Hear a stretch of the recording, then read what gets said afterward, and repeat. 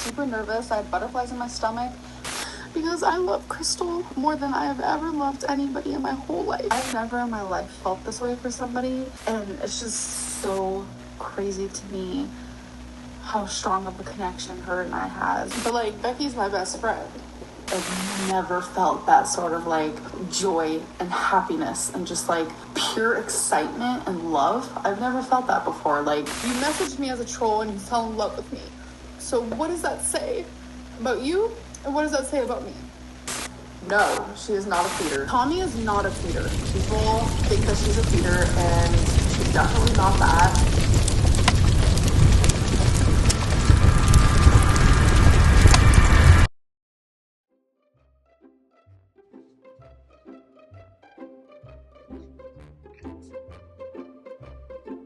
I bought a green screen for one joke and then started learning how to use the green screen and realized, like, I need help setting this up. I don't actually know what I'm doing. Let me just set the mood here. Okay, perfect. Now that we've got the right ambiance, let's talk about Amberlynn's very recent decision to play with fire. Okay, was that worth it? Okay, that was it. It was definitely worth $160. Yes, ma'am. Yes, it was. All right. So, guys, we have a huge update in girl world that we're going to discuss today. Amberlynn Reid, not only does she have a girlfriend who is on camera for the first time in years, but this woman is a feeder. Let me say that again in case you didn't hear me. She's a feeder. I would like to start this off with saying that in today's video, we will not be engaging in kink shaming. It's not happening. People are attracted to what they're attracted to, and unless a kink is unethical or non-consensual, I'm not gonna make fun of anybody for what they're into. Like, it is what it is. However, there are a couple of aspects of feedism that we're going to get into, and I'll tell you exactly when it's okay to kink shame. Like, I will literally tell you when to go ahead and say whatever you want in the comments. But until I say that, do not do it. Okay?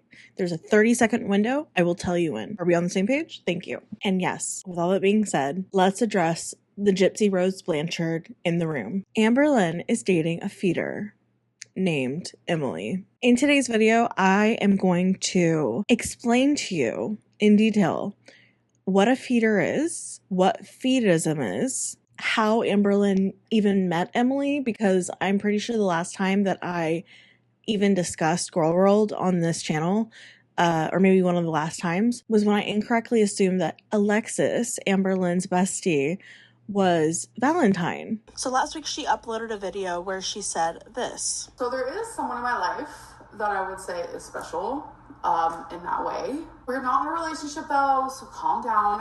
But I have been friends with this person since September, and we have become really good friends, and like the whole time crushing on each other. But we asked each other to be each other's Valentines, so that was like a cute thingy.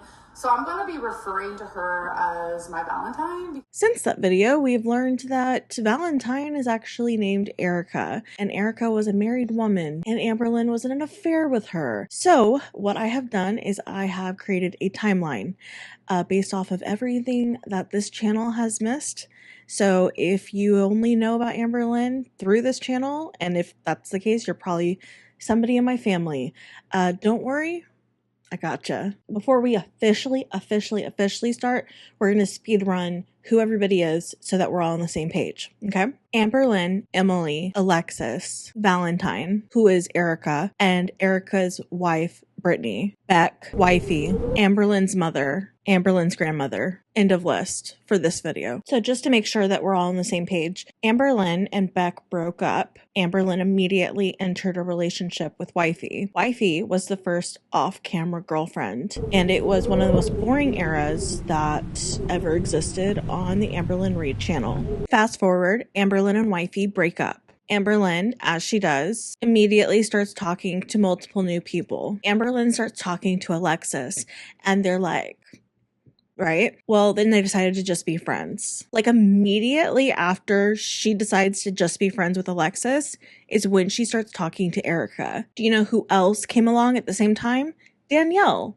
Who the fuck is Danielle? Well, apparently she was there the whole time, but we didn't know about that until just recently. And I know y'all get it, but like I'm gonna make this extra clear. Amberlynn was talking to 2 married women at the same time. Amberlynn was the other woman for 2 different women at the same time. 2 women that she never met in person.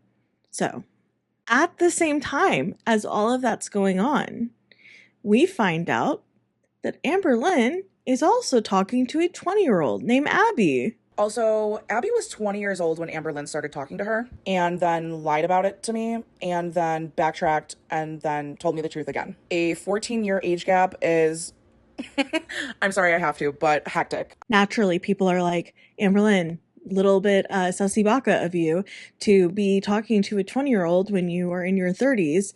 And of course, Leo DiCaprio of it all, she's like, age is just a number. Like, you guys are dumb as fuck and y'all don't know what you're talking about. It is only after all of this that Amberlynn decides to be Erica's girlfriend, or rather, like, tells Erica to ask her to be girlfriends. Okay, I'm looking at my timeline that I wrote down. Valentine's Day was when Valentine asked Amberlynn to be her girlfriend. June 15th is when Amberlynn alleges that her and Erica broke up. June 18th, 3 days later, is when Amberlynn alleges this is when Emily first messages her. What's interesting about this date is it is exactly 68 days after Emily's late partner Colleen passes away. That's right, just 2 months after Emily's partner passes away, she's already not only in Amberlynn's DMs, but there were some other people online that said that they had heard from her. 10 days later, Amberlynn announces on her YouTube channel that she and Valentine broke up. And now we arrive to the video that Amberlynn uploaded on the 4th of July, in which she admits that she has gained weight. We don't know this at the time, but Amberlynn has been talking to Tommy for roughly 2 to 3 weeks at this point. 4 days later, on July 8th, is the first time that Emily is mentioned for the first time on Amberlynn's channel under the fake name Tommy. I have a girlfriend. Yes, I do. And we are in a long distance relationship. I want to just like share this side of me. I'm not a secret, and I feel special. I feel loved. I feel important. I feel like a priority. Like, those aren't feelings that I've felt for a very long time. Like, I feel genuinely seen, like, as a person. We will be meeting in person literally before this month is even over. Like, plane ticket bought, like, all planned out, and I am thoroughly so excited. Like, in the past, like, I see red flags in relationships. I have red flags. People have red flags. It's a thing. But when I would see the red flags, I would admit, like, oh, that is hardcore red flag, or oh, that's triggering my BPD, or oh, wow, this relationship is making my mental illness actually worse. Like, I see these things, and it's like I get so like delusional in relationships where it's like I'm able to talk about these red flags and see them and whatever, but like I make excuses for them. With this relationship, I haven't seen a red flag. She's like, I haven't even seen a red flag. And it's like, well, yeah, of course you haven't. You've barely known each other. At this point in the timeline, this is when things really pop off. July 22nd, Amberlynn posts a TikTok with Tommy, Emily, the feeder. This is the first time that we have seen anybody beyond, I guess, her mom on her channel in years. Can I change my username? Do you want me to, I feel? Yee? If Instagram allows, can. I know, I've changed it. Oh my god. Favorite color, like a pink. Everyone learns that Tommy is actually a woman named Emily, and Emily is an active member of the feeder community. People learn about Colleen. People found public profiles of Emily and Colleen's feeder community, and there were a lot of posts that ended up circulating around showing just exactly what Emily and Colleen were into. And we won't focus on this too much, but on a side note, Emily actually is a mother, and I believe that the child lives with her dad, but I don't know anything about the kid. I don't want to know about the kid. The kid is irrelevant here. It's just notable because as the story progresses, you're going to see that Amberlynn is getting very involved in Emily's world, and there is a kid involved. So it's notable. And so this is when things get like really dicey. Amberlynn just hard launched this woman, and immediately after, everyone is finding out that not only is she a part of the kind of community that is like really bad for Amberlynn, somebody who has tried for years to lose weight and like medically like really needs to lose weight, and this is a lot to like be learning and like be processing. But then on top of that, we find out like that Tommy like literally just lost her partner, and not only that, her partner passed away at over 1,000 pounds. Also, I just want to like real quick throw this out there. Colleen was actually more of a public figure, if you want to call it that, more so than Emily. So even though I do want to be extremely respectful, considering she has passed away, that it's not like she's hands off on talking about. She was on Dr. Oz. She was on the news multiple times. On top of that, this is all publicly available information, and these are all public posts, and she was very known in the Feedism community. So I do want to be respectful. However, in case anyone's like, oh my God, can't believe we talked about her. It's like, okay, let's calm down a little bit. But anyway, so we have all this information, right? Mr. Snowflake, who is a YouTuber in the like girl world community, posts a video. The video is titled, "Is Tommy Valentine?" And the thumbnail of the video says, "They wanted her to die," which is, that's a lot. Now, I didn't watch the video because, like, I'm good. But from what I've seen online and from, like, the comments that I read, it seems that in that video, he has, like, a really good theory on is Tommy Valentine. And basically was questioning, like, had they been dating since November when Valentine asked Amberlynn to be her girlfriend? And, like, did she just wait for Colleen to pass away? And then after that is when she's like, oh, by the way, I'm dating someone named Tommy. It seems that a large majority of the community was like on board with this theory and was like, oh yeah, that like makes sense. And I think the pressure must have been like crazy because Amberlynn the very next day decided to post a video where she informed everybody that Valentine's name is Erica. And she admits that Erica was married. I was like, they don't want to believe me, that's fine. I'm actively having so much fucking anxiety for what I'm about to say. Like, whoo. Valentine's name is Erica, and Erica had a wife.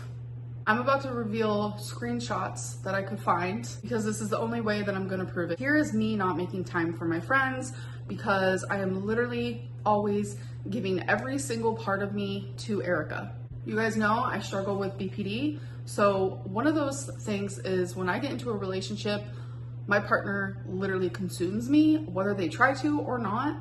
Do you guys remember that night when my mom stayed the night with me and we colored like children and people were like, oh my God, they're such children. Yeah, that was when I was breaking up with Erica. Here's my friend Alexis just being Alexis. And to top it all off, here's a screenshot of me telling Alexis that Erica's wife called me while I was at a birthday party. Remember that birthday party I went to when I was outside? It was super hot. It was at a park. It was that day. Clearly she did this to get the heat off of Emily. However, that seemed to open Pandora's box. At that point, Erica, who was Valentine, decides that she is going to, I guess, defend her marriage or something, and she went on Jordy's live stream. Okay, so hi, I'm a reaction channel on YouTube right now. We are live with a few thousand people. Just making you fully aware of that if you don't want to be involved in all this or whatever. But I'm kind of similar to what Zachary Michael does. I know that you've reached out to him in the past, but yeah, there's just all this crazy stuff been going on over the past week about Erica. So you're married to Erica? I am actually married to Erica. Okay. So yeah, I had a whistleblower contact me this morning and be like, brace yourself. And it began from there. I've got hundreds and hundreds of people trying to contact me. That's why it took me so long to just find you. Yeah, I can understand all the messages you've been getting. I was actually watching live when this happened, and when I tell you, when they got on the phone call oh my God, I was dying. It is then that we learned that Erica and her wife Brittany decided to reach out to Amberlynn as a troll when her and Jade broke up. So, I mean, was this a relationship that they had together online and it was just like over messages that you didn't know about? So what had happened is after the boohoo breakup with wifey, we were, we have been avid watchers, Pater Nation, for years. Oh. So I told Erica, we follow everybody, all of them. I told Erica, I said, I wonder if you message her if she would reply. She was like, I don't know, let's try. So she actually did respond. It took her less than 5 minutes. Oh. And I actually have a co-star here. The famous Erica is with me. If you would feel free to want to ask her any questions. Oh, well, hey there. So I will tell you that there has been a screenshot going around of you saying something in an Amberlynn Facebook group, and it says that you had been a part of the group for about 4 years now. Oh, yeah. I've followed Amber probably 4 or 5 years. So was the reaching out to Amberlynn done to kind of troll? Was it done as a joke? Yeah, absolutely. That was all it was in the beginning. In the beginning? In the very beginning, yeah. That is how the whole thing started. Erica continued to talk to Amberlynn. Her wife Brittany was like, okay, let's stop now. And Erica was like, oh yeah, definitely. And then kept talking to Amberlynn and kept talking to her for months, and then ended up being in a relationship with her and sending her gifts. And Amberlynn is accused of telling Erica you're always choosing your wife, and telling her you can't sleep with your wife anymore, and making Erica get on her Life 360 so that she can keep tabs on her. At some point in the relationship, Erica told Amberlynn that she had started off as a hater and reached out to her as a troll. So Amberlynn knew this, and she also found out halfway through the relationship that Erica was married, and Amberlynn was hurt. And then decided to just stay with her. She claims at one point that Amberlynn would time her responses. So if Amberlynn texted her and she didn't respond for 6 minutes, she'd be like, why did it take you 6 minutes to respond? Which is not really that surprising. I would assume that's how she is in relationships, but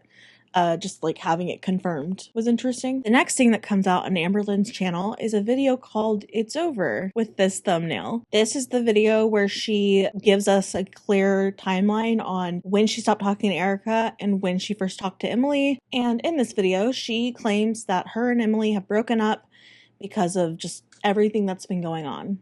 The next day, on August 2nd, Emily decides to chat with a viewer, where she tells a complete random stranger that she found out that Amberlynn was talking to Erica while her and Emily were together the whole time. So even that timeline is now in question. So don't worry, guys. Amberlynn and Feeder are back together now. They like to play hopscotch with the days of the week. Amberlynn has decided at this point she is going to face the Feeder allegations head on. Which rumors are not true. Tommy is not a feeder at all. Shortly after this, Alexis, Amberlynn's best friend, posts this on her Instagram story. I just want to publicly announce that I've ended my friendship with Amberlynn. If she wants to stay with Tommy, that's fine. I refuse to sit around and watch what will happen if she continues having a relationship with her. This was an extremely hard decision for me to make, but unfortunately, this is just what's best for me. Amberlynn, I hope you understand. What does Alexis do then? She creates a YouTube channel. And in one of her first videos, if not the first one, can't tell you because she privated her entire channel now, she tells everybody that Amberlynn made a crumble cookie video where she seductively rubbed a cookie all over her nookie. No, I'm just kidding. She rubbed a cookie all over herself and recorded it and then sent it to Alexis and was like, do you think that my girlfriend will like this? And then Alexis claims that she was like, why the fuck would you send me that? But Amberlynn claims Alexis was like, oh my god, so hot, girl. So we're not really sure. It seems that there's a lot of liars in this story, so we can't trust anybody. At this point is when we learn that Amberlynn never paid back the money that people had donated to them back during the live stream era, which was like around the time she got together with Wifey. That's irrelevant to this video. However, if you're not aware, I'm going to leave a link to those videos in my description box because I think it's incredibly disgusting that Amberlynn never gave that money to Beck. And I think that after everything that Amberlynn put Beck through, that was quite literally the bare minimum, and she didn't even do that.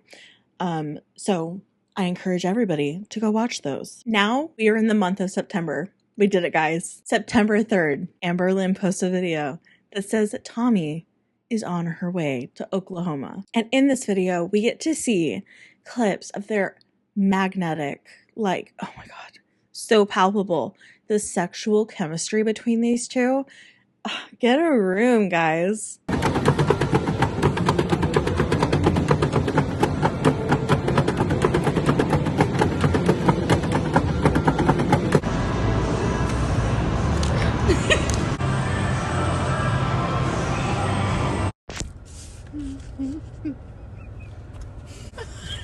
You guys are about to meet Thomas Salamis.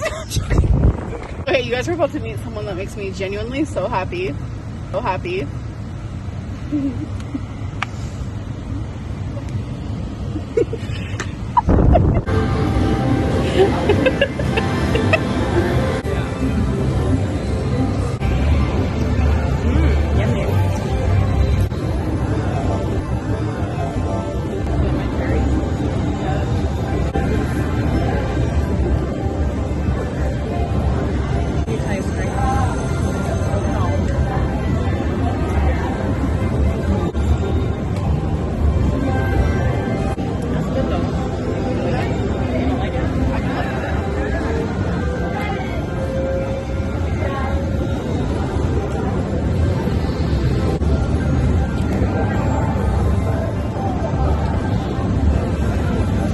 I want y'all to look at this clip of them kissing. Please tell me I'm not the only one that, like, I get the physical heebie-jeebies from watching it because I'm like, there's no way.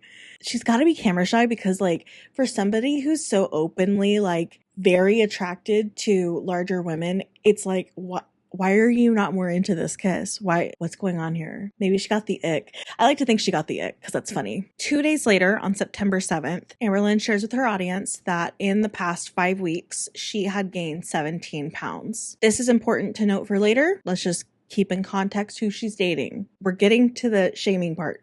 Just be patient. Fast forward, last week, September 22nd, Amberlynn and Alexis and Feeder post a picture at the bar together. Fast forward, and we get content of Amberlynn packing. She's going to be going to Wisconsin to visit Emily. We're not going to get into it in this video, but she drove 19 hours in a car and left her cats in the same crate for 19 hours straight during that drive just to go visit her girlfriend instead of I don't know, having your mom cat sit or getting a cat sitter or literally anything else. But whatever. Alexis posts around this time that Amberlynn had been like, I'm breathing your air. And everyone who saw this was like, girl, you at this point, she had posted 5-7 videos talking shit about Amberlynn. And everyone's like, are you really going to go see her? You're over here saying you're doing this for Amberlynn. She claimed that she didn't like Emily, that she didn't like the kind of environment that Amberlynn was going to be around. Alexis also claimed that Emily, early on in her relationship with Amberlynn, had threatened to unalive herself so that she could be with Colleen. So at the time, it seemed like, okay, Alexis is says even though she's very much a Clout goblin, okay, maybe she's just in the best way that she knows how trying to be a friend to Amberlynn. But that was short-lived because they hung out the moment that Amberlynn got to Wisconsin. Alexis posted these photos and this video. Hey, Amber. Yeah? Hi. And this video.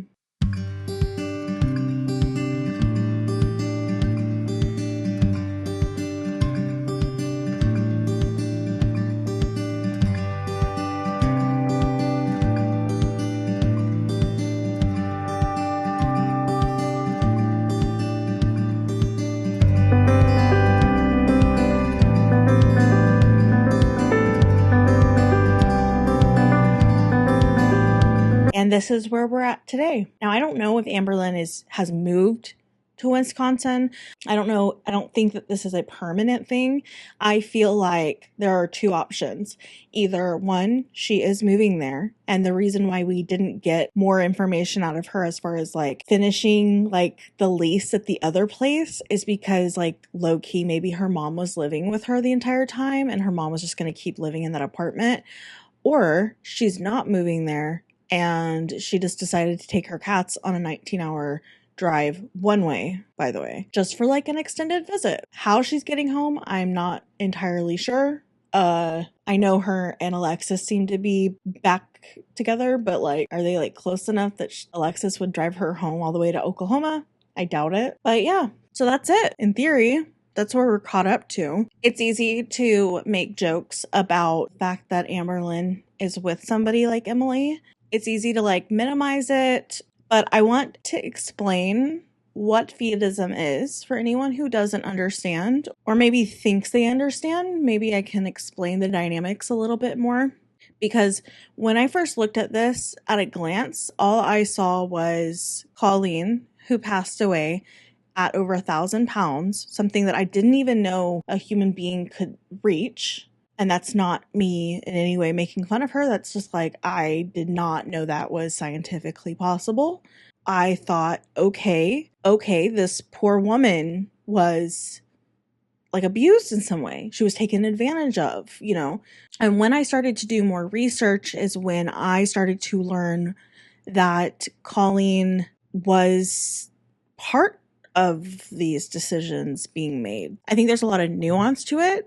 Feedism is a fetish or kink that revolves around the act of feeding or being fed, often involving a dynamic where one person, the feeder, derives pleasure from feeding another person, the feedee. The feedee enjoys the sensation of being fed and gaining weight. For some, Feedism is purely a consensual fetish involving mutual enjoyment. However, I'm concerned about the line between where health and pleasure blur, especially if it leads to extreme weight gain, like 1,000 pounds.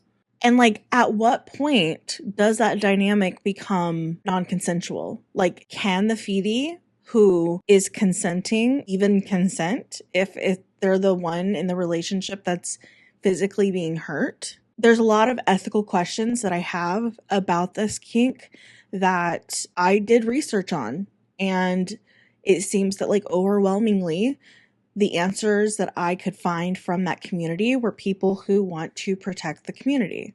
Anybody who asks these hard questions are generally looked at as, you know, somebody who is shaming them, but I think that it's normal to look at a situation and say like, okay, well, if my kink was like, let's say somebody being drunk, I don't know, and let's say that my partner gets off on being drunk.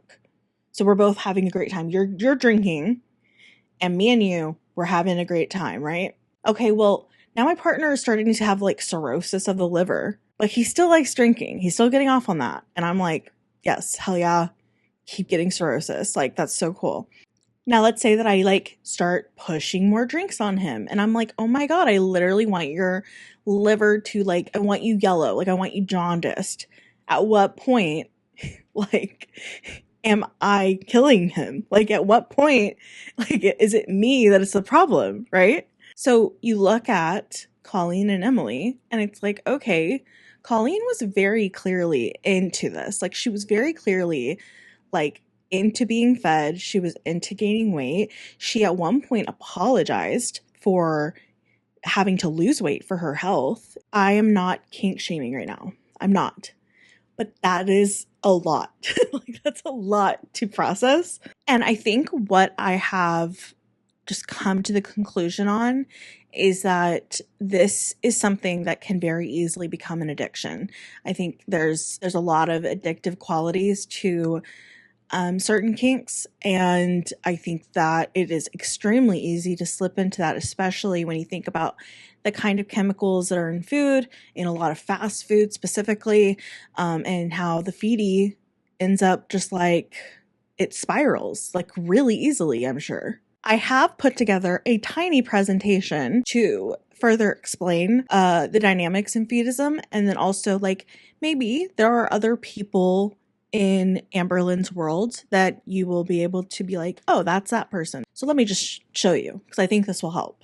Okay, we are in the Feedism Cafe, and just to make things a little bit more clear, we are going to make the waitress look like Tommy/Emily, and she's going to be serving a pizza because that was just not enough food. So this is the feeder, and the feeder is somebody who gets pleasure from feeding their feedie and watching them grow. And the pleasure can be like sexual gratification, or it could just make them like way too happy. And the person they're giving that pizza to is the feedie. The feedie is the one being fed and gaining weight.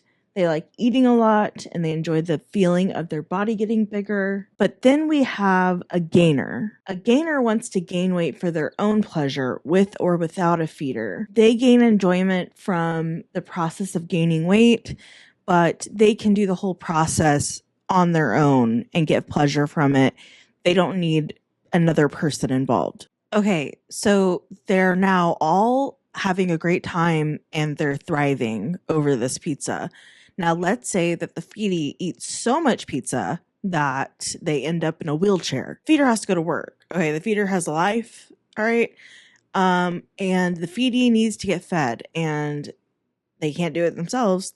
So that's when the enabler comes in. The enabler is not somebody who enjoys the act of feeding or the act of eating. The enabler is just literally that. They will enable others, whether they think they're helping, whether they're just doing a favor for a loved one, whether they're just simply like doing somebody a favor. They're not enjoying it in the same way as the others. However, they are just as complicit. Enablers are also known in the community as somebody who might encourage extreme eating without worrying about the person's health. Again, they just derive a different kind of pleasure from it. An observer/admirer are people who like watching others gain weight but don't get involved. They enjoy seeing the changes in someone's body without participating in the actual feeding process. Then there are encouragers. Instead of directly feeding their partner, the encourager motivates the feedie to eat more. They offer compliments or support, telling their partner how good they look as they get bigger. And then there are critics, like you, who the feeder community looks at as just people who aren't open-minded and supportive. And then there's me, who's also a critic, but hotter than you. Guys, this is when we can kink shame, okay? I'm going to put a timer on the screen, and I'm going to show you some of this weird-ass shit. And for the entire time that I'm talking about this, you are welcome to go in my comment section and say whatever the fuck you want. Okay? I told you that y'all get to do this. I promised. And I'm coming through. Okay? Go ahead. Okay, now, here we are in hell. We're in hell right now. And in hell, we have just a normal girl. Okay? Any girl that you would. A girl that maybe sits by you at work. A girl that you pass on the street. Well, little did you know that she goes online and she seasons her body for usually men for cannibal play. You heard it here first. There is a section of Feedism where they roleplay /cosplay as cannibals, okay? Certain people want to be the cannibal. Certain people want to serve themselves for the cannibal. I will not be putting pictures on this screen because, hell no, you can go find it if you want to. However, when I was researching this and I came across this, I could not believe what I was seeing because there were women who were rubbing olive oil on their body and seasoning themselves with literal kitchen seasonings so that they can be a chicken. They can serve themselves like a roasted chicken to their person. Listen, I don't know what to say about this. But this is the one area I think that we are good to shame them. Make them stop this. This is too much. This is alarming behavior, and I will not stand for this. Please shame them into, we have to bully it out of them. Like, we have to do something. Do not allow this to happen. If you ever meet somebody and they do this, please tell them to seek therapy. Thank you.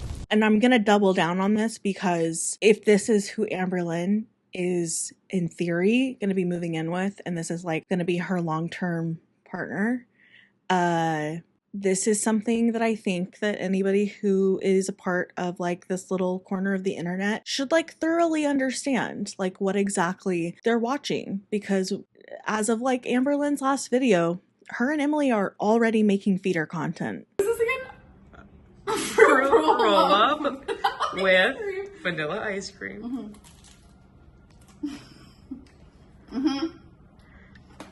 Why is it crunchy?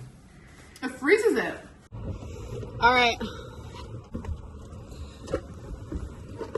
Doopity doo. Getting into a truck is an adventure.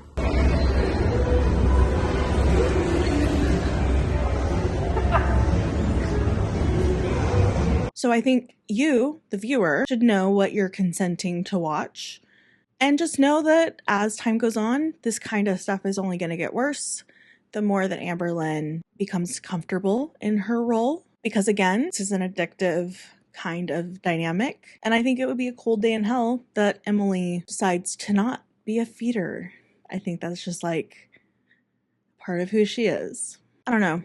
Ultimately, as somebody who has watched Amberlynn since 2016-ish, this new era of Amberlynn's channel is really disappointing. I think I lost hope a long time ago, but a lot of people who have watched Amberlynn for years have always, like, I'm sure in the back of their mind, like I have, hoped that at some point things would turn around. I don't think Amberlynn's a very good person. I don't think she's a very nice person.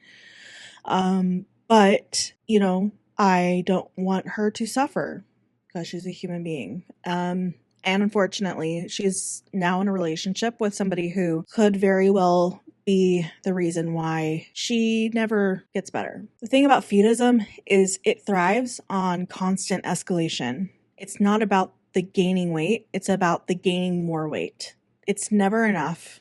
There's always, the goalpost is constantly moving.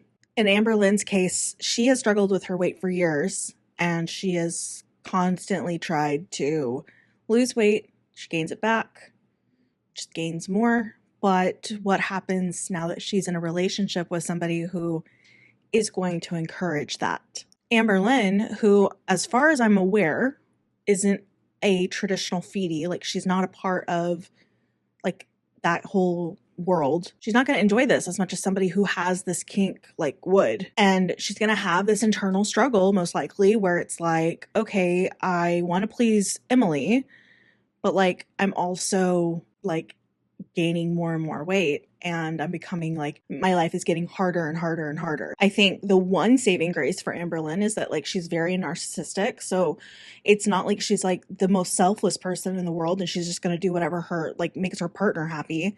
At some point she's going to be like very self-centered and be like me. So that might be her saving grace. But and it's not like Amberlynn has any friends. Her only friend is like quite literally Alexis. And Alexis is literally here for the attention. Not only did she jump at the first opportunity that she had to blast all of Amberlynn's business all over the internet, I literally commented on one of her videos and she was like, not my YouTube crush commenting. And I immediately got the ick and I was like, literally gross. Like, you are very clearly an attention seeker. Like, you are Clout Goblin through and through. And as much as I love to talk about Clout Goblins, I don't want to actually talk to them. So, do I think she actually meant that? No, she didn't. She wants the attention. She wanted me to talk about her. Same reason that like back in the day when I first talked about Alexis, she commented in my comment section. Like, it is so transparent what she's about. And with friends like that, I don't think Amberlynn has any support system. Like, I don't think that Amberlynn really has a chance if she does move to Wisconsin, because her only friend there is that person. And her only friends outside of that are Eric and Ricky, who I now wouldn't trust as far as I can throw them because they chose Amberlynn Reid over Beck. And that's fucking crazy to me, dude. So, as morbid as all of this is, I am naming this Amberlynn's final era because this feels like endgame. Like, and then of course, you know, even though like I'm calling myself out as much as anybody watching this currently, but like as much as I, from the bottom of my heart, understand why Amberlynn gets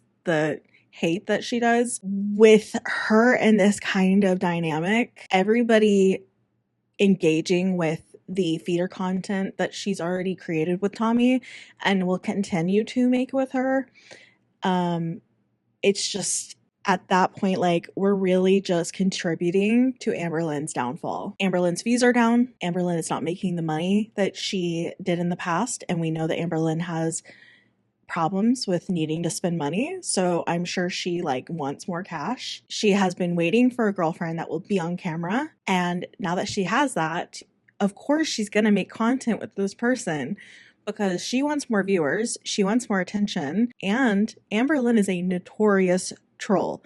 So if she can kill 4,000 birds with one stone and just make some feeder content and put it on her channel just to upset people or just to make her girlfriend happy, not only is all of this going to spiral out of control that much faster, but unfortunately what's gonna happen is people are going to feed into it, no pun intended, and it's just going to get worse. And now that my very positive, very happy video is over, thank you for watching. I think that I definitely needed to make this video and like summarize everything that we have missed so that when I inevitably make more reaction videos to Amberlynn, people who don't like generally watch her content are like, what the hell, and like confused. I would just like to refer to this video as like a go watch this if you're like confused on like, how do we know she's a feeder or like anything like that. Genuinely, thank you for watching. You're so kind. You're so nice. You're so cute today. You look cute. I am now going to go edit this video. I'm going to go live my life and I'm going to watch some tutorials online on how to use a green screen properly. Thanks for watching, guys. Bye. And oh my god, guys, look, I'm recording in the daytime for once in my life. This is insane. My purple light isn't showing as much, and that's okay.